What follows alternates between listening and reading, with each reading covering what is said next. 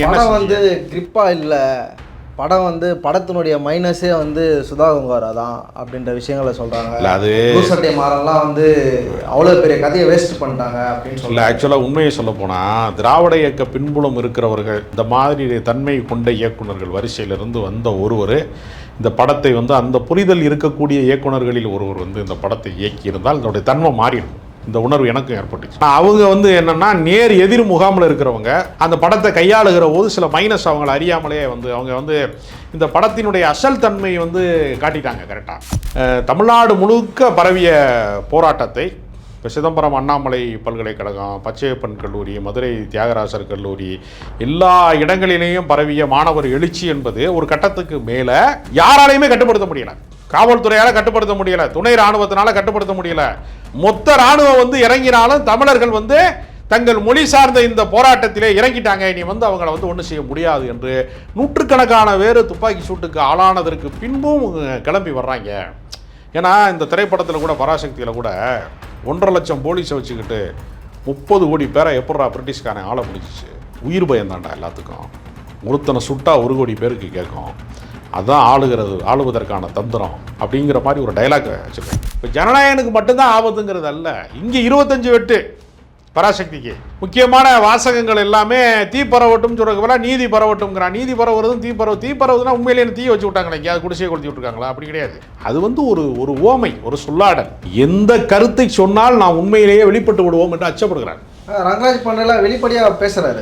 உங்களை நம்பி கட்சி ஆரம்பித்தவனை கொண்டு போய் நீங்கள் சென்சார் போர்டில் வந்து கை விட்டுட்டீங்களடா அப்படின்னு ரங்கராஜ் பாண்டே தன்னை அறியாமல் பேசுகிறாப்புல. அப்போ யாரை நம்பி விஜய் கட்சி ஆரம்பித்தார்? மக்களை நம்பியா, ரசிகர்களை நம்பியா, பிஜேபியை நம்பியா, அமித்ஷாவை நம்பியா, யாரை நம்பி அப்படின்னு ஒரு கேள்வி நமக்கெல்லாம் இருந்துச்சு. அந்த கேள்விக்கான பதிலை ரங்கராஜ் பாண்டே உடைத்து விட்டார். பிஜேபியை நம்பி தாண்டா விஜய் கட்சி ஆரம்பித்தார்.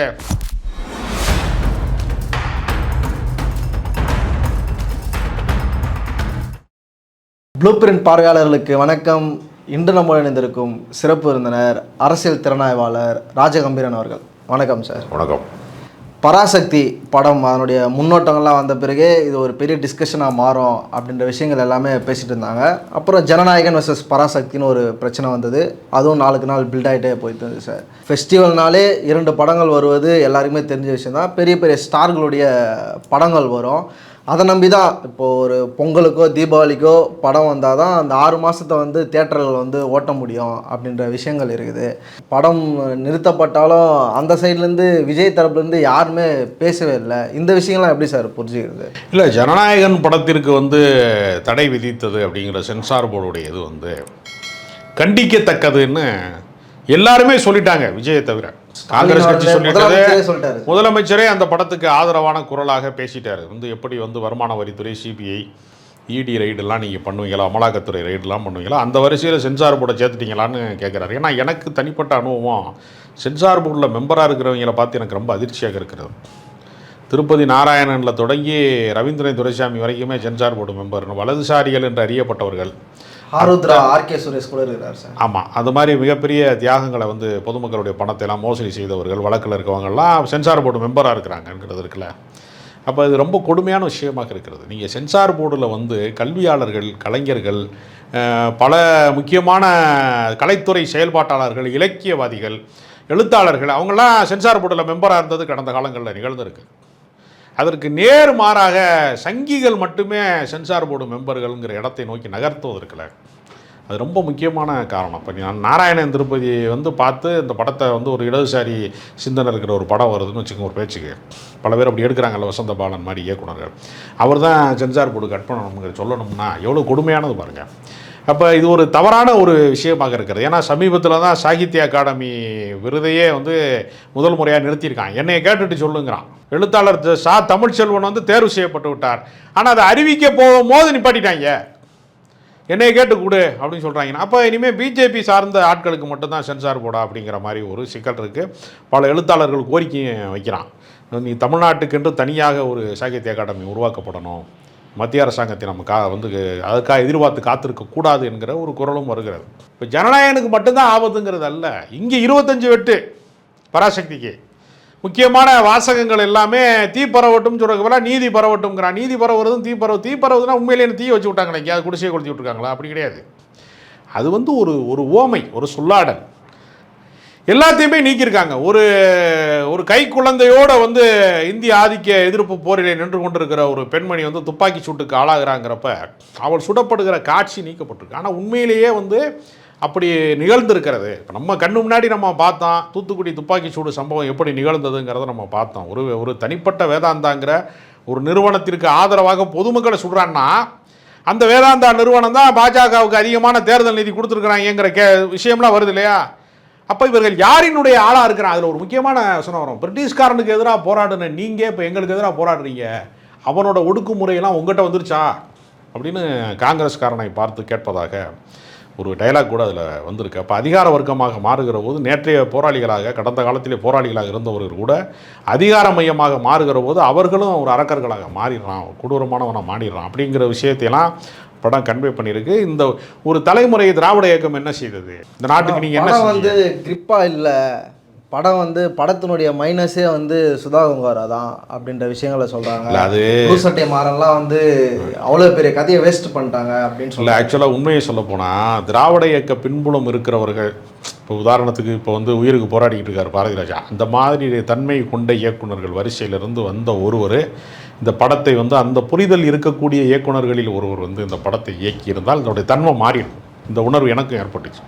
ஆனால் அவங்க வந்து என்னென்னா நேர் எதிர் முகாமில் இருக்கிறவங்க அந்த படத்தை கையாளுகிற போது சில மைனஸ் அவங்களை அறியாமலே வந்து அவங்க வந்து இந்த படத்தினுடைய அசல் தன்மை வந்து காட்டிட்டாங்க கரெக்டாக.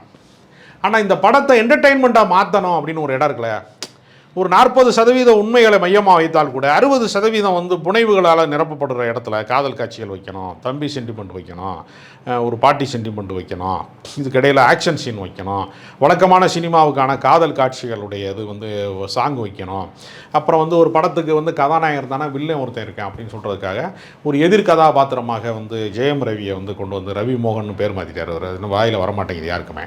அதனால் அந்த ரவி மோகனை கொண்டு வந்து இன்றைக்கி பின்பாட்டணும் அப்படிங்கிற அந்த வழக்கமான சினிமா ஃபார்முலாவுக்குள்ளே அதை கொண்டு வரணுங்கிற ஒரு சிக்கல் இருக்குல்ல, அந்த இடம் பூரா வந்து காதல் காட்சிகள்லாம் சொதப்பலாக இருக்குது, சென்டிமெண்ட் பூரா சொதப்பலாக இருக்குது. துப்பாக்கி சூடு, இந்திய எதிர்ப்பு போராட்டம், குறிப்பாக பேரறிஞர் அண்ணா பேசுகிறது மாதிரியான காட்சியெல்லாம் அதில் இருக்குது. அப்போல்லாம் ரொம்ப எமோஷனலாக இருக்குது, ஒரு லீடர்ஷிப்பில் அதெல்லாம் வந்து ஒரு காந்த குரல் மாதிரி இருக்குது அதெல்லாம். அதனால் படம் வந்து மிஸ் ஆகிடுச்சுன்னு நான் சொல்ல மாட்டேன். குடிச்சட்டமாறன் ஒன்று அவருடைய தனிப்பட்ட கருத்து, அது நான் அப்படி சொல்ல மாட்டேன். படம் வந்து நிச்சயமாக இந்த தலைமுறைக்கு ஏற்ற விதமாக அவங்க எடுத்திருக்காங்க. ஏன்னா எதிர்கருத்துக்கு அதிகமாக இடம் கொடுத்துருக்குறாங்க. அதனால் இந்த படம் வந்து ஒரு ஒரு ஒரு கலந்துரையாடல் மாதிரியான தன்மை கொண்டதாக தான் இருக்குது. எதிர்மறை சிந்தனையே இல்லாத ஒரு ஒன் சைட் படமாக இது இல்லை. ஏன் ஹிந்தி கற்றுக்கிட்டா என்னங்கிறது தான் நான் ஹிந்தி கற்றுக்க விரும்புகிறேன் அப்படின்னு சொல்கிற இடத்துல இருந்து தான் கதை தொடங்குது. அப்புறம் இப்போ நீங்கள் மொழிக்காக பிரிந்த நாடுகள்லாம் இருக்குல்ல, இப்போ பங்களாதேஷ்னு சொல்லக்கூடிய வங்கதேசம்னு சொல்லக்கூடிய நாடு மொழி பிரச்சனைக்காகத்தான் பிரிந்தது. மொழியினால தான் ஈழ போராட்டமே நடந்தது. சிங்களர்களுக்கும் தமிழ் மொழி பேசுகிறவர்களுக்குமான போராட்டமாக தான் அது நிகழ்ந்தது. அப்போ மொழி வந்து பல இடங்களிலே வந்து பல போர்களுக்கு காரணமாக இருந்திருக்கிறது, தேசம் பிரிந்ததற்கு காரணமாக இருந்திருக்கிறது. ஏன்னா சென்சார் போர்டை பற்றி பேரறிஞர் அண்ணா சொன்ன கோட்டை வந்து இன்றைக்கும் பொருந்தக்கூடியதாக இருக்குது. நீங்கள் வந்து சென்சார் செய்யப்படாத ஒரு படைப்பை நீங்கள் அனுமதித்தால் நான் திராவிட நாடு பெறுவேன்னு சொன்னார்ல. இப்போ நீங்கள் எந்த ஆர்ட்டுக்காக சென்சார் இருக்கா? தணிக்கை செய்யப்படுகிற வாய்ப்பு கவிதை எழுதுகிறவனுக்கு இருக்கா? நாவல் எழுதுகிறவனுக்கு இருக்கா? மேடையில் பேசுகிறவனுக்கு இருக்கா? எந்த கலை வடிவத்தை கையாளுகிறவனுக்காவது தணிக்கைன்னு ஒருத்தன் வந்து கட் பண்ணுறது இருக்கா?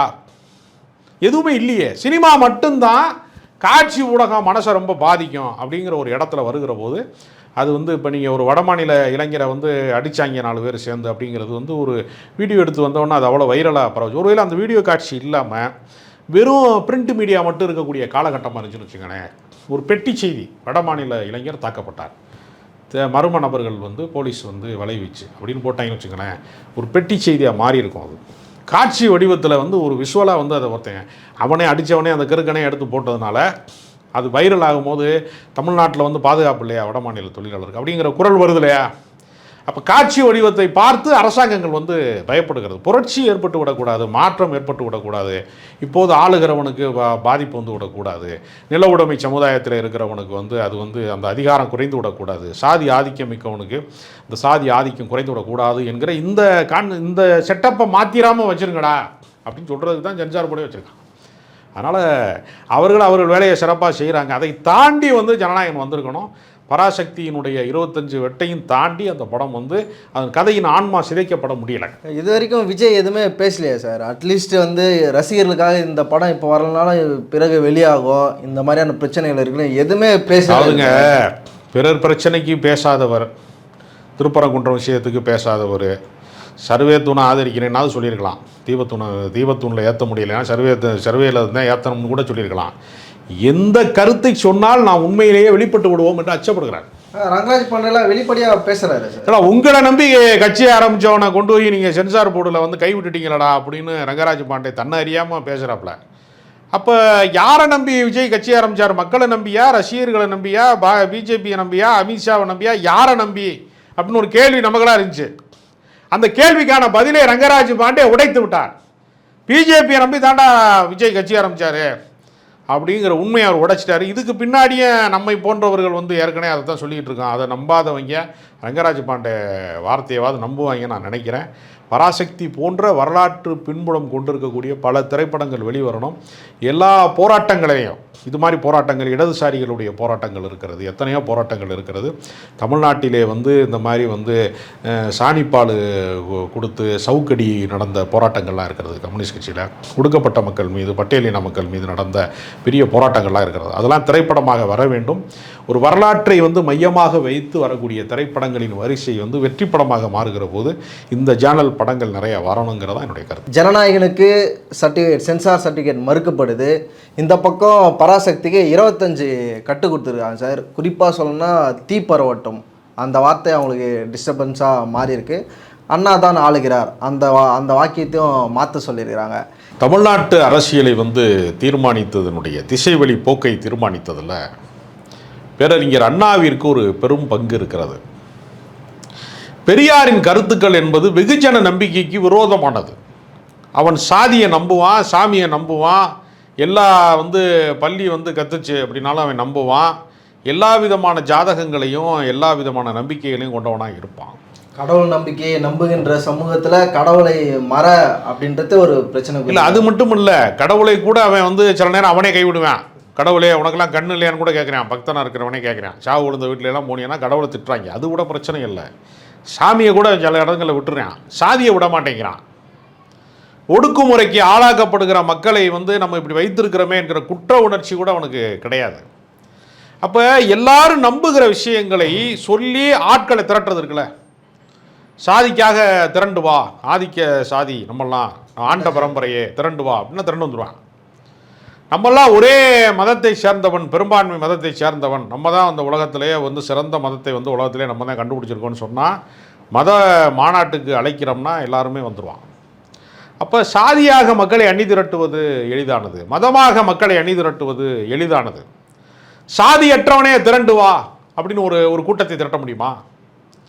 மதத்தை மறுப்பவனே திரண்டு வா, கடவுளை ஏற்காதவனே கிளம்பி வா அப்படின்னு கேட்க முடியுமா? எண்ணிலாம்ல. அப்போ மக்கள் விரும்பாத கருத்தை பேசுகிற ஒரு தலைவன் மக்களின் தலைவனாக மாற முடியுமா? இது ஒரு பெரிய ஒரு கேள்வி இருக்குது. ஆனால் தமிழ்நாட்டுக்குன்னு ஒரு பிரத்யேக குணம் இருக்குதுன்னு சொல்கிறாங்களே சார். இந்த இடத்துல வந்து ஜாதியும் மதமும் ஒரு ரோல் பண்ண முடியலன்றது இப்போ திருப்பரங்குன்ற விஷயம் வரைக்கும் நம்மளால் பார்க்க முடியுதுல்ல சார். இல்லை, ரோல் பண்ண முடியலைன்னு நம்ம அப்படி நம்ம அலட்சியமாக இருந்துட முடியாது. ஒரு மைக்ரோ லெவலில் வேலை செஞ்சுக்கிட்டு இருக்கு.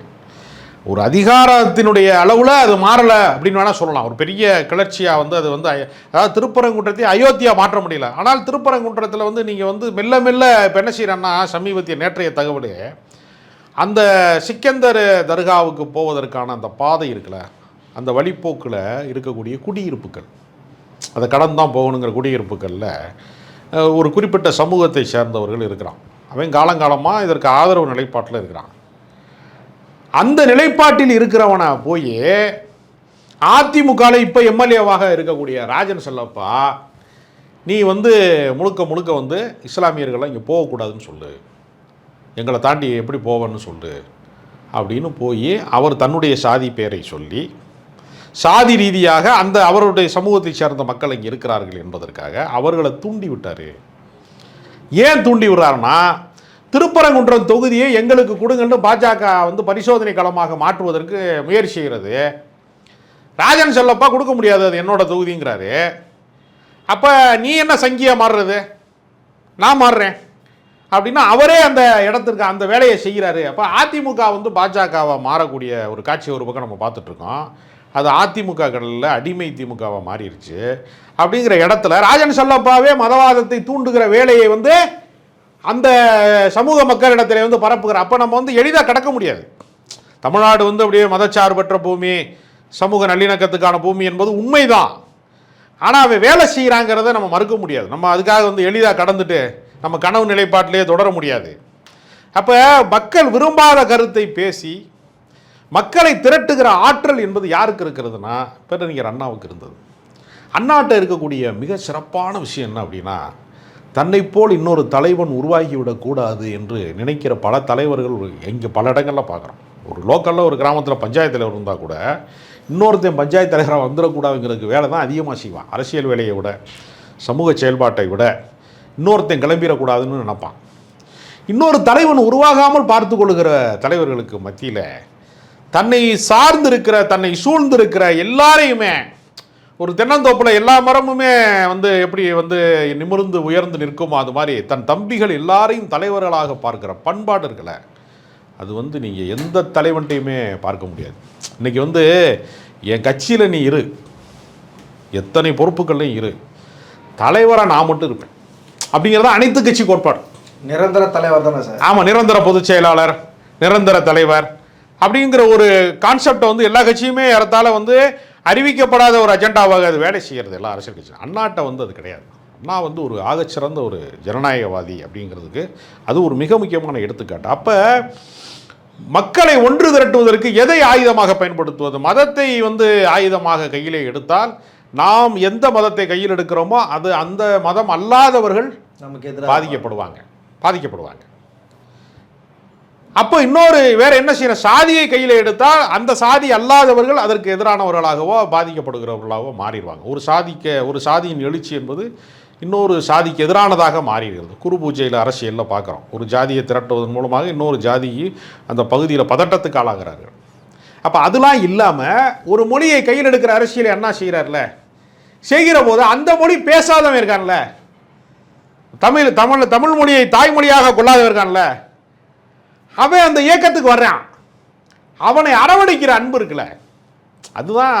அதாவது மொழி சிறுபான்மை மக்களை, அதாவது இந்தி எதிர்ப்பு போராட்டத்திலே சட்ட நகலை வந்து தீ வைத்து கொளுத்தி விட்டு தலைமறைவாக இருந்த மதுரை தியாகராசர் கலைக்கல்லூரியினுடைய தமிழ்துறை மாணவர்களாக இருந்தவர்களில் பின்னாளிலே சபாநாயகராக மாறியவர் காளிமுத்து, கவிஞர் காமராசன், சேடப்பட்டி முத்தையா, கவிஞர் இன்குலாப், ஜெயப்பிரகாசம் எழுத்தாளர், பெரிய நீண்ட வரிசை இருக்கிறது.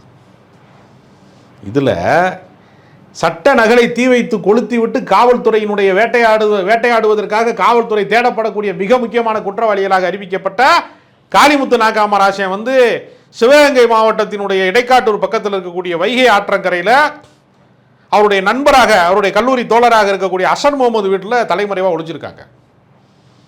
அந்த காமராசன் தாய்மொழி கன்னடம். தமிழ் நிலத்திலே வாழ்கிறவர்கள் தன்னை தமிழர்களாகவே உணர்ந்தானே தவிர நான் பிற மொழி பேசுகிறவன் யாரோ ஒரு மொழிக்கான போராட்டம் என்று நடக்கலை. இன்னைக்கு நாம் தமிழர் கட்சி மாதிரி அரசியல் கட்சிகள்லாம் பிற மொழி பேசுகிறவனை தன்னுடைய சகோதரனாக வந்து அவன் பார்க்கல. எங்களை ஆளணும்ன்ற நினைப்பு உனக்கு இருக்கக்கூடாதுங்கிறான். அது கரெக்ட் தானே சார்? திராவிட இயக்கத்தினுடைய முன்னோடியாக இருக்கக்கூடிய பட்டுக்கோட்டை அழகிரி தாய்மொழி தமிழே கிடையாது, தெலுங்கு. அதனால என்ன பிரச்சனை? அவன் என் மொழிக்காக நான் போராடினான் அப்படிங்கிறத விட்டுட்டு பிறப்பின் அடிப்படையில் பார்ப்பனியம் வந்து எதை சொன்னதோ அந்த பிறப்பின் அடிப்படையிலேயே மனிதர்களை பார்ப்போம். ஒருத்தனை கொள்கையால் அளக்கலாம், குறிக்கோள்களால் அவனை வந்து அளக்கலாம், அவன் செயல்களால் அவனை அளக்கலாம். பிறப்பின் அடிப்படையில் இன்னார் மயந்தன நீ எப்படி இதுக்கு வரலான்னு கேட்குறது சாதியால் கேட்டாலும் சரி, அது மொழியால் கேட்டாலும் சரி, இரண்டுமே ஒரு வகையான தீண்டாமையினுடைய கோட்பாடு தான். அது ஒரு சனாதன கோட்பாடு தான் அப்படிங்கிறது இருக்குல்ல. அந்த மாதிரி எந்த கோட்பாடுமே அவர்கிட்ட கிடையாது. அவர் நெசவாளர் குடும்பத்தில் பிறந்தார். அண்ணா நெசவாளர் குடும்பத்தில் பிறந்த ஒருவரை அவர் எவ்வளோ பேர் வசைப்பாட்டினார்கள். வசவாளர்கள் வாழ்கங்கிறார். நெசவாளர் குடும்பத்தில் பிறந்த அண்ணா வசவாளர்கள் வாழ்கிறார். இதெல்லாம் வந்து அவருடைய தலைமை பண்பு. அந்த 1965 காலகட்டங்களில் கிளர்ந்து எழுந்த அந்த மிகப்பெரிய தீ பரவட்டோம்னா தீ எவ்வளோ வேகமாக பரவும், ஒரு காடே வந்து ஒரு ஒரு ஒரு சில மணி நேரங்களில் எரிந்துரும் இல்லையா, அது மாதிரி அந்த அந்த அந்த மொழி உணர்ச்சி வந்து பரவட்டும்ங்கிறது பரவி இருக்கிறது. அப்படி அது அந்த மாதிரி தன்னை வந்து முன்னிலைப்படுத்தி கொள்ளாமல் தன்னுடைய அந்த தத்துவத்தை, தன் கொள்கையை, கோட்பாட்டை முன்னிலைப்படுத்தி கொண்டு ஆயிரக்கணக்கான பேர் சிறைக்கு போயிருக்காங்க. அதில் பெண்கள் அதிகமான பேர் போராட்டத்தில் இருக்காங்க. பெண்கள் பங்கு பெறாத எந்த அரசியலும் வெற்றி பெறாதுன்னு சொல்லுவாங்க. கூட்டம் கூட்டமாக, குடும்பமாக திராவிட இயக்கங்களுக்கு இருக்கக்கூடிய ஒரு மாபெரும் சிறப்பில் முக்கியமானது குடும்பமாக கைது செய்யப்பட்டது. இந்த வரலாற்று நிகழ்வை வந்து நினைவுபடுத்துவதற்கான ஒரு திரைப்படம் வருகிறது என்பது இந்த தலைமுறை அந்த தலைமுறையை தான் பார்க்காத ஒரு தலைமுறையை இந்த தலைமுறை பார்ப்பதற்கான வாய்ப்பாக நான் கருதுறேன். இப்போ அந்த பயம் இருக்கிற வரையும் அண்ணா தான் ஆளுகிறார் அப்படின்ற அந்த ஸ்டேட்மெண்ட்டை எடுக்க சொல்லிக்கிறாங்க. இல்லை அந்த அதாவது ஆதிக்கம், அதாவது நீங்கள் யோசிச்சு பாருங்களேன், ஆதிக்கமற்ற சமுதாயம் அமைப்போம் அப்படிங்கிறது அண்ணாவோட கோட்பாடு. ஆதிக்கமற்ற சமுதாயம் இருக்குல்ல, ஆதிக்கம்ங்கிறது என்ன, நீங்கள் கம்யூனிசம்ங்கிறது என்ன, முதலாளி வந்து நான் சொல்கிறத நீ கேட்கணும், நீ நினைத்தா உனக்கெல்லாம் நான் சம்பளத்தை உயர்த்த முடியாது, நீ நினச்சா போனஸ் பெற முடியாது, நீ நினச்சா ஓய்வூதியம் பெற முடியாது, எல்லாத்தையும் நான் தீர்மானிப்பேன், நான் நினச்சா கொடுப்பேன், கொடுக்க மாட்டேன். ஆதிக்கம்தான் முதலாளித்துவம். சாதி ஆதிக்கம், நான் என் ஜாதி நீ ஓன் ஜாதி ஒன்றா, நீலாம் ஒரு ஆளா எனக்கு அப்படின்னு கேட்குறது இருக்குல்ல. ஆணாதிக்கம், குடும்பத்தில் வந்து பெண்கள் தான் வந்து எப்படி வந்து துப்புரவு தொழிலாளர்கள் தான் காலையில் வந்து தெருக்கு விட்றாங்களோ அது மாதிரி வீட்டில் பெண்கள் தான் வந்து தூய்மை பணிகளை செய்கிறாங்க. ஒரு குழந்தை வந்து ஒரு ஆணு ஒரு கணவன் மனைவியும் சேர்ந்து பெற்ற குழந்தையாக இருந்தாலும் ஒரு குழந்தை வந்து இதாகிருச்சு கக்கா போச்சுன்னா கழுவுறது வந்து பெண்ணாக தான் இருக்கா. அப்போ இயல்பாகவே நாம் வந்து ஆதிக்கம் வந்து ஆணாதிக்கமாகத்தான் குடும்பம் இருக்குது. எல்லா இடங்களிலையும் ஆதிக்கம் நிறைந்திருக்குல்ல. இந்த உலகத்தில் எங்கெல்லாம் ஆதிக்கம் நிறைந்திருக்கிறதோ அது இல்லாத ஒரு சமுதாயத்தை படைக்கணும்னு சொன்னதன் மூலமாக உலகத்தினுடைய எல்லா கோட்பாடுகளையும் ஒற்றை வரிகளை அவர் கொண்டு வந்துடுறாரு. இந்த சொல்லாடல் இருக்குல்ல, ஒரு சாமானியனுக்கு புரிவதற்கான சொல்லாடல் இருக்குல்ல, இதை வந்து நிகழ்த்திய அதிசயம் வந்து அண்ணாட்ட இருந்துருச்சு. அதனால் மக்களை வந்து அவர் மிகப்பெரிய அளவில் ரீச் பண்ணிட்டார், மிகப்பெரிய அளவில் சென்றடைந்து விட்டார் என்று நம்ம சொல்லலாம். இந்தி திணிப்பு எதிர்ப்பு அதை வந்து இன்னுமே பல பேர் சரியாக புரிஞ்சுன்னு தான் நினைக்கிறேன். ஒரு லாங்குவேஜை படிக்கிறதுல என்ன பிரச்சனை, இப்போது பராசக்தியில் வந்து என்னுடைய கனவை அழித்தது அப்படின்ற ஸ்டேட்மெண்ட்டும் அதில் இருக்குது. ஒருத்தனால யூபிஎஸ்சி எக்ஸாம் எழுத முடியல. இப்போது படிக்கிறவங்க படிச்சுட்டு தானே இருக்கிறாங்க, உங்களுக்கு நீங்கள் ஏன் வந்து இந்திக்கு எதிராக இருக்கிறீங்க, இப்போ அந்த இந்தி அரக்கின்லாம் சொல்லியிருக்காங்க அப்படின்ற ஒரு பிரச்சாரத்தை முன்னெடுக்கிறாங்க. ஒரு லாங்குவேஜை கற்றுக்கிறதுல என்ன பிரச்சனை இல்லை? தமிழ்நாட்டினுடைய தலைநகராக இருக்கக்கூடிய சென்னையில் தியாகராய நகரில் இந்தி பிரச்சார சபா என்ற ஒரு சபாவை நிறுவி பல பேர், நூற்றுக்கணக்கான ஆயிரக்கணக்கான பேர், லட்சக்கணக்கான பேர் கல்வி கற்றுருக்கிறாங்க. எல்லாருமே இந்தி படிச்சிருக்காங்க. இந்தி தேவைப்படுகிறவர்கள் படிக்கட்டுங்கிறது வேற. இந்தி படிக்கலைன்னா நீ தேர்ச்சி பெறவே முடியாது என்கிற கட்டாயத்திற்குள்ளே அதை கொண்டு வருவது, அந்த மொழியை நீ கட்டாயமாக பயன்படுத்தி ஆக வேண்டும் என்று சொல்வது இருக்கிறார். இப்போ நமக்கு வந்து ஏற்கனவே தாய்மொழியில் படித்தால் மட்டும்தான் அவனுக்கு வந்து அது புரியும். நாம் சிந்திக்கிற போது நீ எந்த மொழியிலே வந்து கனவு காண்கிறாய், கனவு வருது எந்த மொழியில் வரும்? ஒருத்தன் 10 லாங்குவேஜ் தெரிஞ்சவன் இருக்கான், அவன் கனவுல 10 லாங்குவேஜுமா வரும், ஹேராம் படம் பார்த்தது மாதிரி ஆயிரும். அவனுக்கு 10 லாங்குவேஜ் வராது.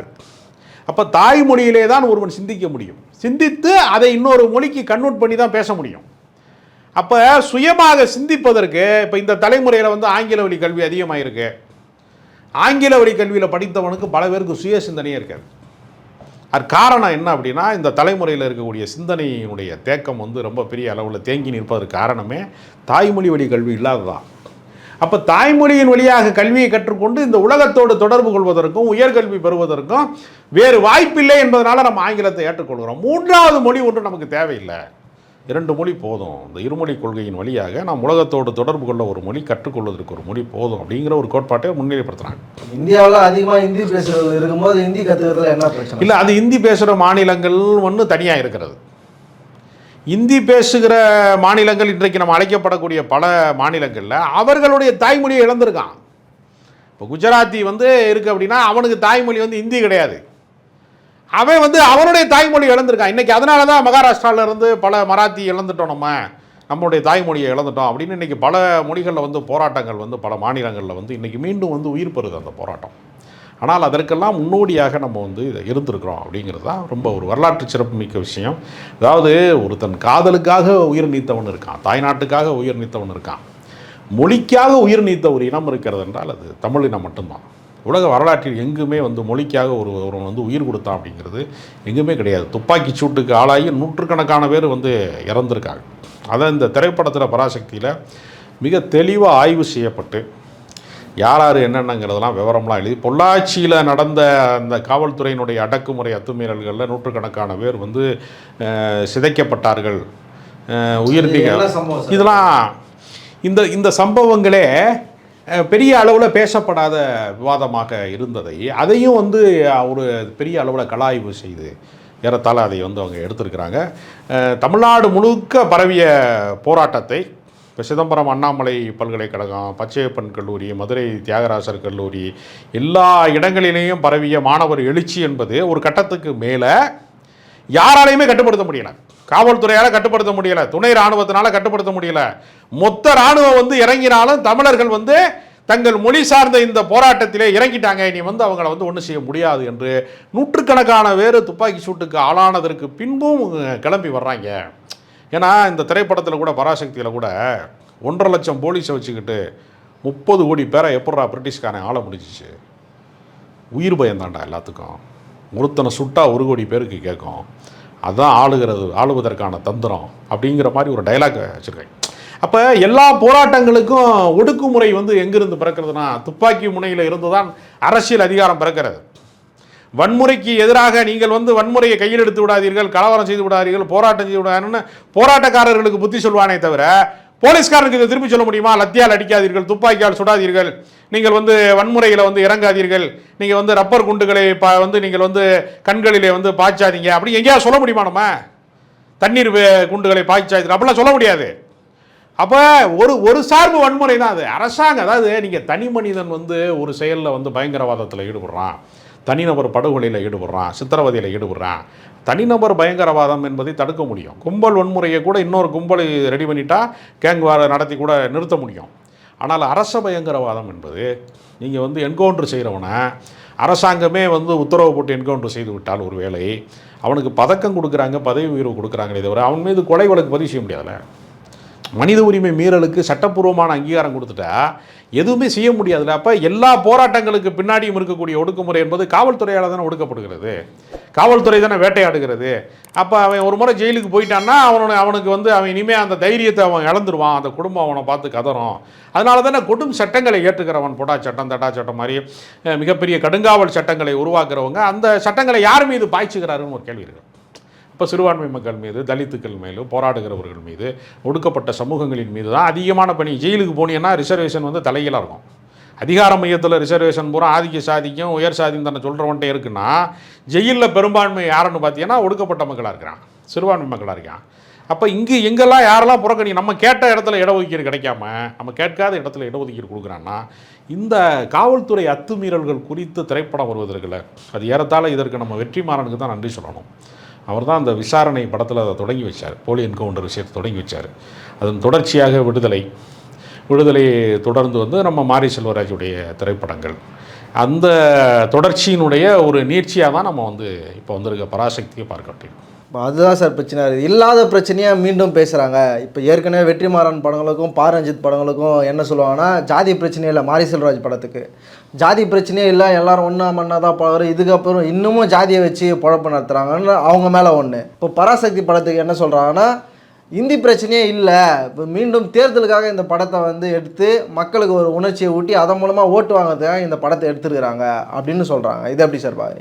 இல்லை, அதாவது இந்தி பிரச்சனை இல்லைன்னு எப்படி சொல்ல முடியும்? மும்மொழி கொள்கையை ஏற்றால் தான் நான் தேசிய கல்விக் கொள்கையிலே உங்களுக்கான நிதி ஆதாரத்தை தருவேன், இல்லைன்னா 2,500 கோடி நிதியை தருவதற்கு மறுப்புன்னு செய்தி வந்துக்கிட்டு இருக்கு. அப்போ கல்வி அமைச்சராக இன்றைக்கு ஒன்றியத்தில் இருக்கக்கூடியவர் 3வது மொழியை நீங்கள் ஏற்றுக்கொள்ள வேண்டும்னு அவர் சொல்கிறாரு.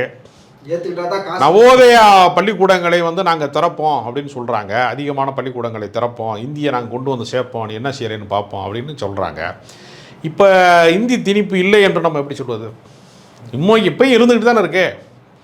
இல்லைங்க, சாதி இல்லைன்னு எப்படி சொல்ல முடியும்? இப்போ தானே சமீபத்தில் தானே திருநெல்வேலியில் வந்து ஒரு ஆணவ படுகொலை நடந்துச்சு, கவின் படுகொலை ஒன்று நடந்துச்சு. அப்போ சாதி இல்லைன்னு எப்படி சொல்ல முடியும்? அப்போ இவன் என்ன சொல்கிறதுனா, அது ஆற்றங்கரையில் நிற்கக்கூடிய ஒருத்தன் தண்ணிக்குள்ள ஒருத்தனை வெள்ளம் அடிச்சுட்டு போகும்போது ஐயோ காப்பாற்றுன்னு அவன் கத்திக்கிட்டே இருக்கான். கரையில் நிற்கிற ஒருத்தன் எதுக்குடா சத்தம் போடுற, பேசாமல் நான் கரையில் நிற்கிறேன் சத்தம் போடுறேன்னா நீ மட்டும் எதுக்குடா சத்தம் போடுற அப்படின்னு சொன்னால் இவன் பாதுகாப்பான இடத்துல நின்றுக்கிட்டு இருக்கான், இவனுக்கு கத்த வேண்டிய அவசியம் கிடையாது. தண்ணி அடிச்சுட்டு போய் மூழ்கிட்டு இருக்கிறவன் கத்துறதும் இந்த கரையில் ரெண்டு சேஃப்டியாக நிற்கிறவன் வந்து கத்தாமல் இருக்கிறது ரெண்டு இப்படி ஒன்றா இருக்க முடியும்? உன் பிரச்சனை வேறு, என் பிரச்சனை வேறு. இன்றைக்கும் சோத்துக்கு இல்லாதவன் இருக்கான். அது தூங்க வந்து இப்போ கூட எலெக்ஷன் இதில் சொன்னாங்க, எலெக்ஷன் கமிஷனில் சொன்னாங்க, என்னடா 000 அட்ரஸ் போட்டு வச்சிருக்கேன்னு கேட்டதுக்கு பாலத்துக்கு அடியில் கொஞ்சம் பேர் படுத்து கிடக்கான். இவங்க தான் வல்லரசு இந்தியா, மோடி வந்துட்டார், இதுக்கு மேலே வந்து உலகமே பயப்படுது, அமெரிக்கா மோடியை பார்த்து பயப்படுதுன்னு ட்ரம்ப் பயப்படுறாருலாம் சொல்கிறாங்க. சொல்லிவிட்டு இவங்களே தேர்தல் கமிஷனில் சொல்கிறாங்க படுக்க இடம் இல்லாமல் பாலத்துக்களை படுத்து கிடக்காங்கிறாங்க. அப்போ வீடற்றவர்கள் இருக்கிறான், இன்னும் வந்து அன்றாட உணவுக்கு வழியற்றவர்கள் இருக்கிறான், வேலை வாய்ப்பற்றவர்கள் 80% இளைஞர்களுக்கு வேலை இல்லை, 45 கோடி பேர் வேலை இல்லாமல் இருக்கான். தீர்க்கப்படாத பிரச்சனைகள் இருக்கிற வரைக்கும் அதற்கான எதிர்குரல் கேட்டுக்கிட்டே தான் இருக்கும். அதுக்காக அரசாங்கம் செய்கிறதுலாம் பாராட்டுக்குரியது நம்ம சொல்ல முடியாதுல்ல. இப்போ துப்புரவு தொழிலாளர் போராடுறாங்க அப்படின்னா அவங்களுடைய குரல் நியாயமானதே நம்ம சொல்ல முடியும். நம்ம திராவிட இயக்க ஆதரவுங்கிற பேரில் தூய்மை பணியாளர்களுடைய போராட்டம் தவறானது எப்படி சொல்ல முடியும்? சொல்லவே முடியாது. நிச்சயமாக தீர்க்கப்பட வேண்டிய பிரச்சனை யாராக இருந்தாலும் மக்களின் குரல் தான் வந்து வெல்லுமே தவிர அதிகாரத்தின் குரல் வெல்லாது. அதிகாரத்தில் இருப்பவர்கள் மக்களின் குரலை செவிசாய்த்தால் தான் அந்த அதிகாரமும் நீடிக்கும் என்பதுதான் வரலாறு. அரங்கத்திற்கு வந்து பல்லத்தில் பங்கேற்க ரொம்ப நன்றி சார்.